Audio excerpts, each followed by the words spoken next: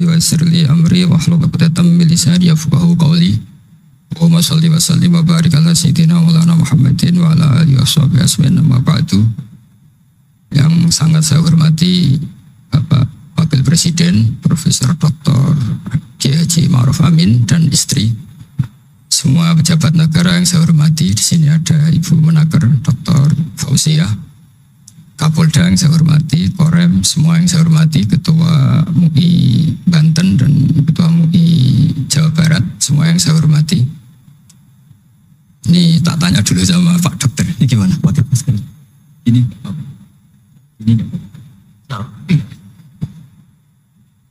Bismillahirrahmanirrahim. Saya syukur sekali diberi kesempatan sowan sama Kiai Ma'ruf, karena beliau juga mustasar kami di PBNU, dulu mimpin sebagai Rois Am dan dekat sekali dengan guru saya Kiai Haji Maimun Zubair. Terakhir ke sana sama Kiai ya, Kiai Ma'ruf ya, sama-sama banyak Kiai di acara Mbah Mun. Saya akan matur tidak banyak, tapi saya pastikan semua itu berdasar naskah yang ditulis Syekh Nawawi. Saya cerita yang serius itu 3, yang rileks 3. Di dulu itu lama itu ya rileks. Di antara tulisan Syekh Nawawi, saya ini termasuk pengagum Kiai Nawawi karena Kiai Maimun, putra Kiai Zubair itu saking senangnya Kiai Nawawi itu naskahnya itu banyak tentang Syekh Nawawi. Dan saya termasuk zuriyah kudus, saya masih keluarga dengan Raden Asnawi, masih keluarga karena sama-sama zuriyah dari Mbak Asnawi Sepuh. Itu yang akhirnya menikah Nyai Hamdana, yang dulu pernah dinikah Syekh Nawawi. Terus Nyai Hamdana itu dulu dengan Syekh Nawawi punya putri namanya Zuhroh. Setelah dengan Raden Asnawi punya anak dinamai Zuhri. Punya zuriyah, ada yang namanya Kiai Minan, Kiai Niam, terus punya anak-anak, di antaranya Kiai Hafid yang jadi menantu keluarga Saran. Saya kalau boleh cerita, saya ini khatam Tafsir Munir itu 3 kali. Dulu ngaji di Sarang 2 kali, terus belajar sendiri, terus mentakriri. Takriri itu beri catatan-catatan yang untuk meneguhkan satu rilis ya, atau satu tag atau satu ibarat yang diinginkan Syekh Nawawi. Saya beri beberapa contoh dan ini dipraktekkan di Indonesia. Orang Indonesia itu mesti hafal Fatihah dan semuanya merasa pintar. Itu ya barokahnya Syekh Nawawi, karena kata Syekh Nawawi itu semua Quran dikumpulkan di Fatihah. Fatihah itu dikumpulkan di Bismillah. Nah, Bismillah itu dikumpulkan di Ba. Baknya saja masih dikorting di titiknya saja. Jadi kalau orang bisa titik itu sudah menguasai satu Quran. Karena pikirannya Syekh Nawawi itu semua Quran itu menerangkan tauhid, dan tauhid itu dimulai dari ba. Ba itu bi kana makana wa bi yakunu ma yakun. Jadi karena saya, kata Allah, yang ada menjadi ada, yang enggak ada juga menjadi akan ada kalau Allah menghendaki wujud. Sehingga dulu Syekh Nawawi itu sudah sukses membuat pikiran kita itu rileks. Kalau nggak bisa Quran semuanya ya Fatihah. Kalau Fatihah nggak bisa ya baca Bismillah. Setidaknya orang Islam itu nggak boleh tercerabut dari Quran. Sehingga saya kalau baca teks-teksnya Syekh Nawawi itu punya pengaruh besar di cara pandang kiai-kiai Indonesia. Di antara yang paling monumental, dan setelah ini saya akan tidak menambahi juga tidak mengurangi, adalah Syekh Nawawi cara menganalisis surat Ar-Rum. Di Indonesia itu menerima faham beragama, tapi tidak menerima faham ateisme. Itu dulu zaman Rasulullah SAW sugeng, itu ada kekuatan besar yaitu Romawi dan Persia.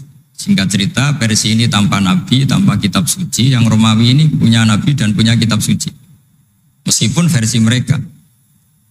Ketika orang Persia mengalahkan Romawi, itu nabi terus dicibir, diolok-olok sama orang kafir Mekah.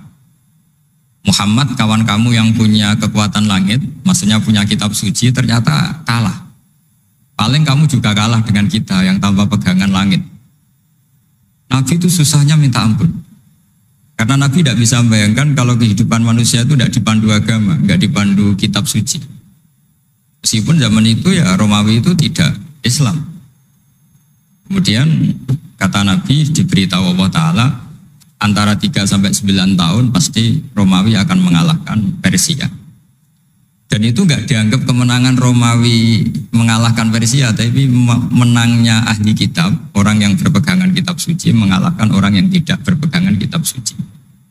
Dan saat itu Allah ngendikan wa yauma idzi yafrahul mu'minun, di hari kemenangan Romawi mengalahkan Persia atau kemenangan ahli kitab terhadap non ahli kitab, itu orang mukmin itu senang sekali. Sangat senang.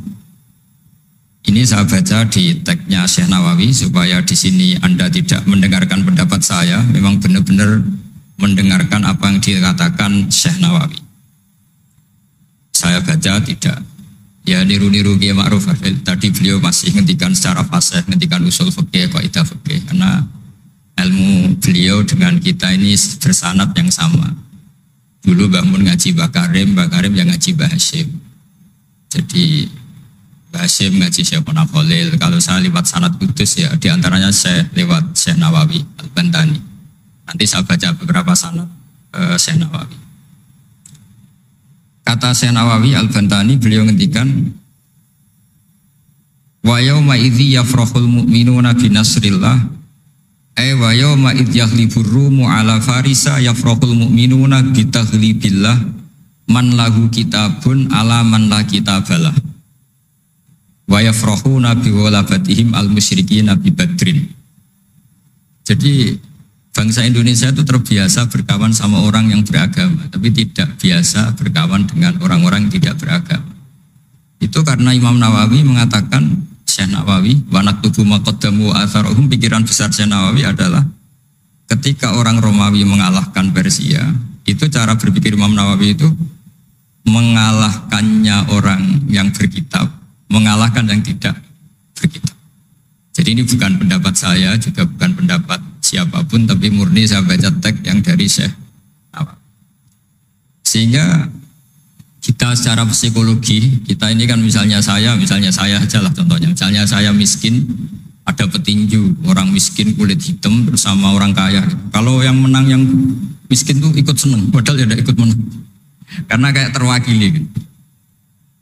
Dulu kata Syekh Nawawi itu juga pikirannya begitu. Ini saya baca ini kata Syekh Nawawi. Misalnya seperti itu zaman itu. Wa sababu nuzuli hadil ayat annahu kana baina Faris war Rum qitalun. Wa kana al musyrikun yawadduna antaghliba farisu ar-Ruma. Di anna Faris kana majusian ummiyin wal muslimuna yawadduna ghalabatar Rum ala Faris liqaunihim ahlal kitab. Jadi dulu itu kata Syekh Nawawi, pikirannya orang Islam, boyo yang menang itu ahli kitab karena sama-sama punya agama, punya peradaban. Jangan sampai yang menang itu yang tidak punya kitab, tidak punya peradaban. Jadi itu saya yakin yang mengilhami para guru-guru kita, para kiai-kiai kita bikin Pancasila, diantaranya yang membentuk Pak Karno, karena Pak Karno ya dulu ngaji sama Hussein Praminoto, ngaji sama orang-orang pinter. Kita ini berketuhanan. Jadi itu ciri khas Syekh Nawawi diantaranya. Kemudian beliau menganalisis kemenangan. Kemenangan itu ketika orang Islam sudah kuat. Di halaman 424. Ini nanti kita bisa tinggal di sini sebagai hadiah sama Gus Syauqi sama keluarga besar Pondok Tanara. Nabi itu orang yang nggak suka duniawi, tapi kenapa sih Nabi harus menang? Nabi Sulaiman akhirnya menang, Nabi Dawud akhirnya menang, Nabi Ibrahim ya akhirnya menang, Nabi Musa akhirnya juga menang, dan Rasulullah SAW juga akhirnya mengalami kemenangan. Itu cara menganalisis Syekh Nawawi Al-Bantani. Kata beliau, iqamati alamatir riyasah, supaya kepemimpinan Islam itu kelihatan. Fala yabqa mayaqdiru alal ikrah alal kufri. Jadi kalau kita menang, baik secara politik maupun ekonomi atau kultur, setidaknya tidak ada lagi kekuatan manapun yang memaksa kita untuk menjadi kafir atau menjadi salah. Kita tahu misalnya di beberapa negara di Eropa, barokahnya orang Islam kaya, ya pemain bola dulu tuh kalau puasa susahnya bukan main. Gara-gara klubnya dibeli umat Islam itu, malah cari tukang adzan di stadion itu, karena yang punya sudah orang Islam. Itu contoh kekuatan ekonomi. Dulu kita mungkin ngalami pengajian tuh kayak apa susahnya. Sekarang ketika banyak orang-orang yang dari dunia kiai cakep, sekarang ya nyaman. Jadi di antara alamatnya tamkinu hadatin adalah wala yumakkinanna lahum dinahumul ladzi irtadha lahum wa la yubaddilannahum min ba'di khaufihim amna. Ciri utamanya adalah tamkin fil ard. Merasa beragama itu nyaman, tidak ada yang enggak. Itu zaman itu Senawi sudah menganalisis kenapa sih Nabi harus menang. Kata beliau supaya la yabqa mayaqdiru alal ikrah alal kufri. Ini tafsir di ayat wa yahdiyaka siratan mustaqima. Ketika Syekh Nawawi menerangkan kenapa Nabi harus menang di halaman 424 surat Al-Fatih. Jadi itu sisi-sisi betapa Syekh Nawawi itu luar biasa. Terus menyangkut kiblat. Dulu ramai sekali di Indonesia kalau kiblat harus presisi betul, harus ditertibkan betul. Tapi ternyata masjidnya para wali dan para orang-orang soleh itu ya kayaknya asal madep mulon itu ada yang komentar itu kenanya Afrika atau Mesir entahlah. Tapi Imam Syekh Nawawi zaman itu ngendikan setelah beliau cerita presisi, beliau ahli falak. Saya tahu banyak keahlian beliau falak karena saya punya kitab gurunya Syekh Nawawi. Namanya Syiarus Salikin, itu karangan guru beliau, Syekh Abdus Somad. Itu kata beliau selain menukil pentingnya presisi kiblat, tapi beliau tetap menukil itu ngutip Waruwiya an Ibni Abbasin annahu qol al-baitu qiblatun li ahlil masjid wal masjid qiblatun li ahlil haram wal haram qiblatun li ahlil masyriq wal maghrib. Wa hadza qaulu Malik. Jadi karena orang Jawa itu rata-rata kiai itu mesti baca tafsir Munir sehingga ya dianggap enteng saja. Ya sudahlah pokoknya kira-kira madhep mulon itu. Karena kalau masjid dipresisikan detail, nanti pertanyaannya juga yang sudah mati-mati harus dipresisikan karena wajib madhep kiblat itu tidak hanya sholat tapi juga orang yang sudah meninggal itu bisa ribet itu. Ya kalau yang mbahnya wali jenazahnya masih utuh, kalau yang enggak wali kan sekliwat itu karena sudah enggak ada bentuknya. Makanya dulu ada guyonannya kiai mau dipindah itu utuhnya enggak boleh. Jangan, kalau mbah saya wali saya keren, jasadnya utuh. Kalau mbah saya enggak wali. Jadi ya, tapi apapun itu saya cerita betapa efek dari pikiran besar Syekh Nawawi itu mempengaruhi kita sehingga dulu masjid-masjid, musola-musola itu ya tetap hati-hati lah, tapi ya tetap saja agak longgarnya lah, ada longgarnya karena beliau tetap mengutip wal haram qiblatun lil ahlil masyriq wal maghrib. Jadi tidak hanya Mekah dengan makna Ka'bah atau dengan makna Masjid Haram tapi semua tanah. Dan itu bisa 25 atau 20 kilo persegi. Kemudian ini biar benar-benar halnya Syekh Nawawi. Jadi saya tidak cerita pikiran saya tapi murni cerita Syekh Nawawi, murni cerita Syekh Nawawi. Saya punya naskah banyak karena memang saya nekuni betul. Saya khatam, kalau nggak 3 kali saya khatam tafsir Munir. Ketika beliau menafsirkan fa inna hizballahi humul ghalibun. Ini favorit saya di Syekh Nawawi. Pasukan Allah itu pasti menang, ya. Pasukan Allah itu pasti menang. Tapi beliau dengan unik menjelaskan ya ini supaya benar-benar Syekh Nawawi ya tidak menambahkan, tidak mengurangi. Di halaman 278. Jadi ngaji pakai kitab itu untungnya 2. 1 mengutip, 2 terus gak usah mikir gitu. Jadi baru saya mikir nanti salah di depan Pak Wapres, di depan orang-orang pinter malah saya kita goblok gitu. Jadi kalau nukil kan aman. Paling salahnya salah baca. Kayaknya enggak lah, saya pernah ngaji 3 kali. Kayaknya enggak. Tapi kalau misalnya salah itu apa-apa. Bismillahirrahmanirrahim. Fa inna hizballahi humul ghalibun. Kata Syekh Nawawi, wa may yattakhidum terus hum al-ghalibuna ala a'daihim bil hujjah fa innaha mustamirratun abadan amma bisolah wa daulah faqad dibulabun. Ini termasuk yang unik dari Syekh Nawawi. Kata beliau, Islam itu akan selalu menang secara argumentatif. Bahwa ada sekolah perbandingan agama, bahwa ada kajian agama. Asal yang dikaji Islam ya, bukan orangnya. Kalau orangnya ya macam-macam. Itu pasti argumentasinya itu meyakinkan karena hujjah bahwa Allah itu satu, bahwa kita harus berakhlak, kita harus meninggalkan narkoba, harus meninggalkan perzinahan. Itu argumentasinya mantap, secara uluhiyah mantap, secara sosial juga mantap. Tapi kalau secara kekuatan politik mungkin akan selalu ada meskipun inginnya kita tidak ada. Orang-orang Islam yang minoritas di negaranya atau dengan tanda kutip tertindas di negaranya. Zaman itu Senawi sudah ngendikan yang pasti menang itu bil hujjah fa innaha mustamirratun abadan. Ini di halaman 278. Amma bisaulah wa daulah faqad yuhlabun. Kalau kekuatan struktural negara atau politik atau ekonomi, ya namanya hukum sosial ya kadang kalah. Dan itu dibuktikan secara lahir. Dulu Rasulullah itu pernah kalah di perang Uhud secara lahir. Ya karena itu fisik. Tapi kalau argumentasi logika Islam itu tetap kul falillahil hujjatul baligh. Logika Islam adalah logika yang kelima. Saya kalau didatangi beberapa dosen dari Jogja, saya sering cerita logika Islam yang paling kelima itu diantaranya saya sering memberi contoh. Ini misalnya saya megang kertas, ini besi. Pasti orang itu bilang besi sama kertas itu kuat besi. Tapi Anda salah. Secara materi memang besi lebih kuat ketimbang kertas. Tapi masalahnya yang mengendalikan saya ingin menghancurkan besi sementara ingin menyimpan kertas. Artinya Islam itu mengajarkan kita itu kabeh biadillah. Apa artinya besi kalau di bawah rencana dihancurkan? Apa lemahnya kertas ketika rencananya diabadikan? Ini pentingnya Islam. Artinya apa? Ketika Islam bilang al-amru biadillah, itu tidak bisa ditawar. Meskipun apapun kekuatannya tetap menang Allah. Seperti tadi, saya megang besi sama megang kertas. Orang tak tanya pasti bilang kuat besi. Tapi kata saya, Anda keliru. Karena saya punya rencana menghancurkan besi, mengabadikan kertas. Artinya Islam itu mengajari tadi seperti yang dikatakan Kiai Ma'ruf la haula wala quwata illa billah. Apapun ilmu kita harus digarisbawahi secara materi kuat besi, secara materi kertas lebih rentan. Tapi harus ditambahin, tapi hakikatnya terserah yang mengendalikan. Jadi di sini Islam mensifati Allah biyadihi malakutu kulli syai'. Ya terserah Allah. Jadi teori la haula wala quwata illa billah itu tidak perlu diperbandingkan atau diperbenturkan dengan teori usaha. Kalau ada penyakit ya kita usaha. Ada di kitab Ihya, di kitab Dawa itu diterangkan Nabi Musa itu pernah sakit karena beliau merasa dekat sama Allah itu gak berobat, tambah sakit, tambah dikasih nasihat. Para dokter tetap gak mau berobat. Akhirnya Allah sendiri yang ngasih tahu, udah kamu berobat saja. Bukankah terserah jenengan Gusti?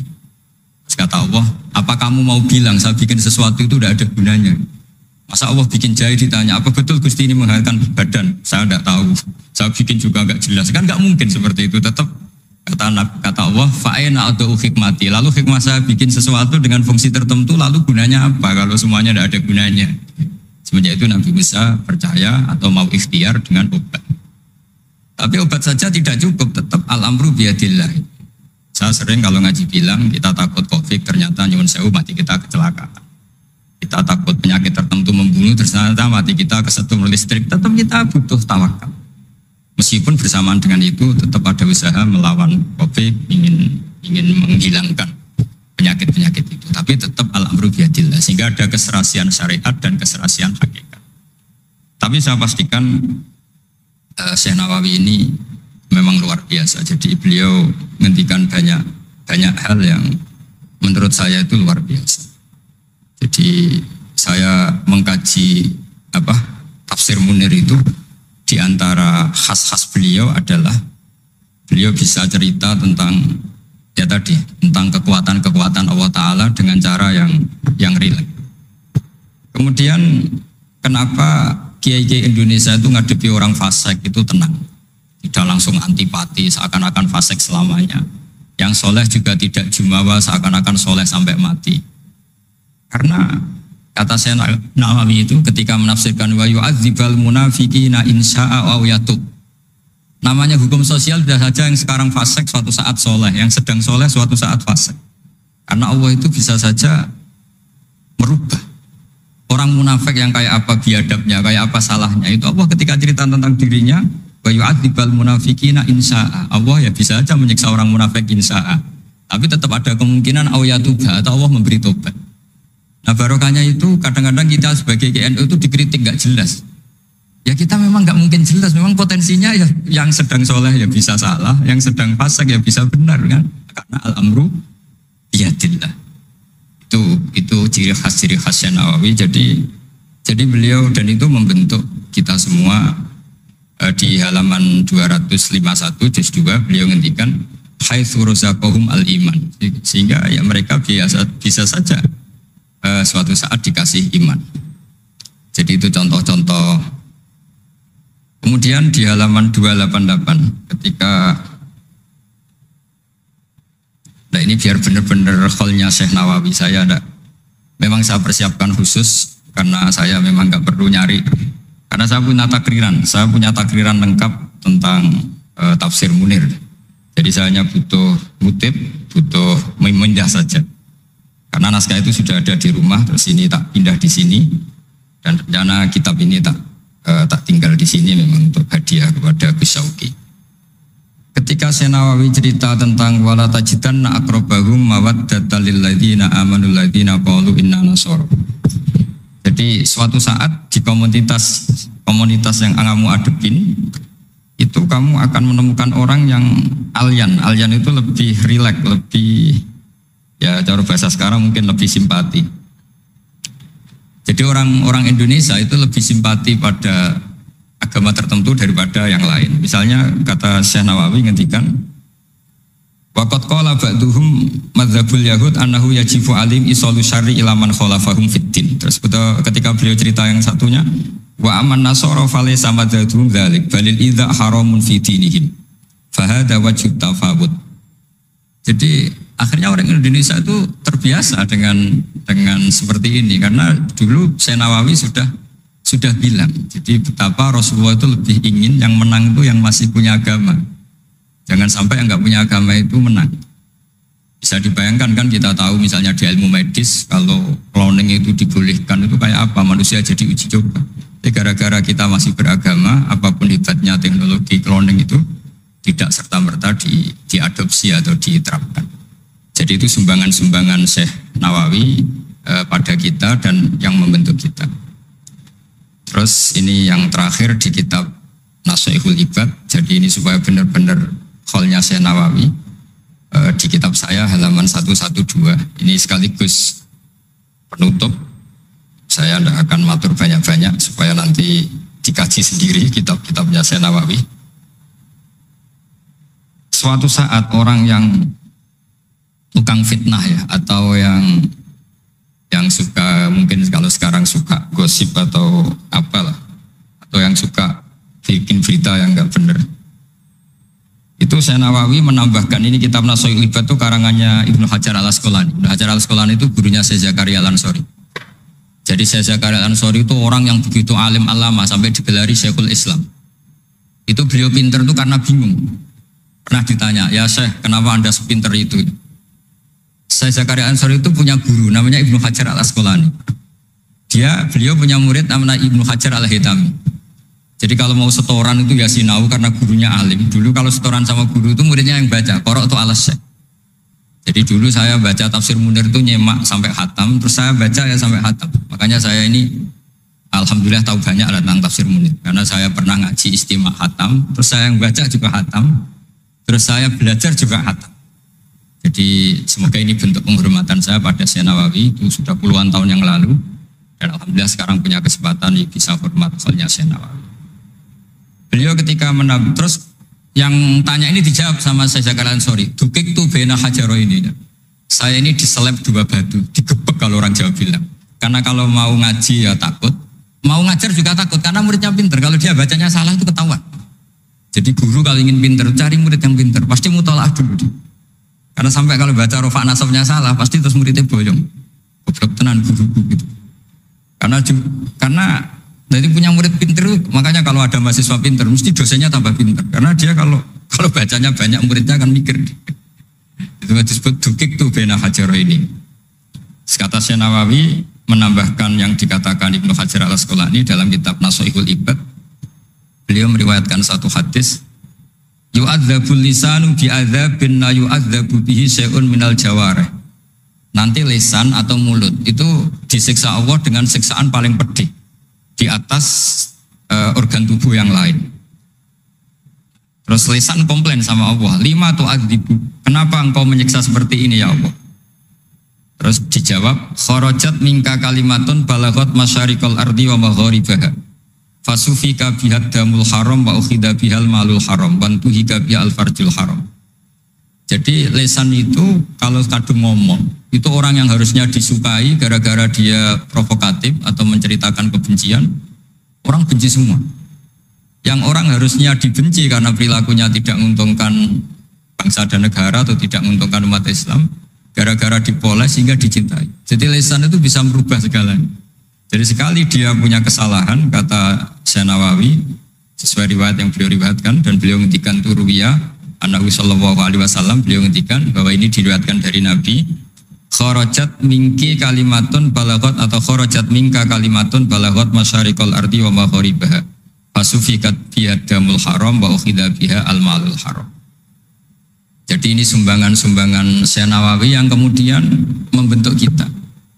Jadi saya ulang lagi, mungkin para pengkaji naskahnya Syekh Nawawi tolong dibaca surat Ar-Rum. Surat Ar-Rum itu dulu Nabi itu masih belum kuat, masih di Mekah, dihimpit kekuatan besar, yaitu kekuatan Romawi dan Persia. Dan yang Romawi ahli kitab, yang Persia non ahli kitab. Dan orang musyrik itu non ahli kitab, jadi tidak berkitab. Ternyata Nabi ketika orang Faris menang, Nabi dicibir sama orang-orang musyrik bahwa nasib Anda yang katanya punya kekuatan langit pasti nasibnya sama dengan Romawi. Tapi ternyata Allah akhirnya memenangkan Romawi, dan ketika Romawi yang menang ini oleh Syekh Nawawi ditafsirkan kemenangan yang punya kitab. Bukan ditafsirkan kemenangan apa? Romawi, tapi kemenangan yang berpegangan kitab itu lebih menyenangkan bagi umat Islam, karena bagaimanapun yang punya kitab ini jauh lebih berperadaban, lebih beretika. Saya kira demikian karena mungkin waktu ya, dan tadi seperti yang dikatakan Kiai Haji Ma'ruf, mohon maaf sebanyak-banyaknya karena nggak bisa hormat Syekh Nawawi secara besar-besaran sesuai hak beliau sebagai orang yang sangat-sangat terhormat karena ngangkat nama besar Indonesia di kancah internasional. Terakhir saya tutup kata Mbah Maimun itu, ketika Andalusia kalah, padahal dulu melahirkan pengarang-pengarang kitab besar kayak Imam Qurtubi, Ibnu Malik, itu kata Mbah Mun, digai ganti Indonesia katanya. Kata Allah itu nggak ridho kalau orang Islam di belahan sana kalah kecuali ada penggantinya. Katanya penggantinya itu Indonesia, kata beliau. Buktinya kita tidak berbahasa ibu Arab, tapi banyak melahirkan pengarang-pengarang kitab dengan al-fasohah fi nihayatil ulya. Karangannya Syekh Nawawi, Syekh Mahfud At-Turmusi itu punya tingkat fasohah yang setingkat bahasa aslinya. Makanya ada Syekh Khotib Minangkabau itu namanya Muhammad. Dia orang Indonesia, orang Minangkabau. Tapi ketika dipek mantu orang Arab dicibir. Kamu kok punya menantu orang Ajam? Orang Ajam itu dianggap nggak bisa ngomong. Beliau secara spontan nggak dikasih tahu, disuruh khutbah. Ternyata beliau takallama bilisanin fasih wa bikalamin fasih wa bikalamin baligh. Akhirnya orang-orang Mekah itu kagum semua. Makanya terus dapat gelar Muhammad Khotib. Jadi dia Khotib itu gelar karena ini Ajamiyun min ahli Jawa atau min ahli Indonesia yang bisa menghentikan bahasa Arab secara apa? Fasih. Jadi semenjak itu terus ada gerbong besar setelah Syekh Nawawi itu banyak lah, ada Abbas Soleh Darat, ada Syekhona Khalil, terus Top Kosania ada Syekh Mahfud, macam-macam, terus Top Kosalisa ada Mbah Hashim, ada Mbah Wahab, ada Raden Asnawi dan seterusnya dan terusnya. Semoga kula jenengan termasuk orang-orang yang mencintai beliau, karena sanad saya tadi saya matur sama Kiai Haji Ma'ruf. Memang sanad Qadiri itu dulu dari sini, dari kakeknya Mbak Ma'ruf, dari Mbak Karim. Saya juga tahu itu karena sering dikasih tahu para mursyid thariqah. Dan itu tadi kita sempat baca di Bahjatul Wasail, memang beliau itu Al-Qadiri, jadi apa, Asy-Syafi'i madzhaban wal Qadiri apa, thariqatan. Mohon maaf. Assalamualaikum warahmatullahi wabarakatuh.